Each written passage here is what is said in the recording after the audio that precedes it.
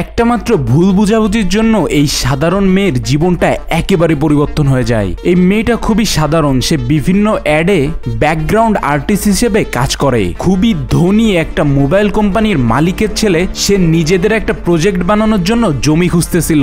এই সময় এমন একটা জমি পায় যেখানে অলরেডি একটা বাড়ি আছে এবং এই জায়গাটা যদি সে নিতে পারে তাহলে তার প্রজেক্টের জন্য খুবই ভালো হবে। যার কারণে তার অফিসের লোকজনকে এই জায়গার মালিকের কাছে পাঠায় এবং এই জায়গাটার মালিক ছিল এই মেয়েটা। এই মেয়েটা যখন তার শুটিং সেটে শুটিং করতেছিল তখন এই বড় কোম্পানির ম্যানেজাররা এইখানে আসে এবং এইখানে তারা এই মেয়েটার সাথে কথাবার্তা বলতেছিল, কিন্তু বাইরে থেকে এই শুটিং এর লোকজন এই কথাগুলো শুনতেছিল এবং তাদের কাছে মনে হয় যে এই মোবাইল কোম্পানির মেন মালিকের ছেলে সে হয়তো এই মেয়েটাকে ভালোবেসে ফেলেছে এবং তার প্রপোজালই এইখানকার এই লোকেরা নিয়ে এসেছে। তো এখান থেকে কোম্পানির লোকেরা চলে যায়। তারপরে এই শুটিং সেটের ডিরেক্টররা এই মেয়েকে বোঝাতে থাকে যে তুমি কেন রাজি হচ্ছ না, কিন্তু এই শুটিং সেটের ডিরেক্টররা তো জানেই না আসলে এখানে জমি জমা বিক্রি করার ব্যাপারে কথা বলতে এসেছিল তারা, আর সেই বিষয়ে এই মেয়ে রাজি হয়নি। তো মেয়েটা যখন দেখে যে এইখানে সবাই ভুল বুঝেছে এবং এই কারণে সবাই তাকে খুবই সম্মান করতেছে, খুবই আদর করতেছে, যার কারণে মেয়েটা তাদের ভুলটা আর ভাঙায় না। মেয়েটা অজানা একটা জায়গায় ফোন দেয় এবং এমন ভাব করে যে সেই প্রপোজালটা একসেপ্ট করে নেছে।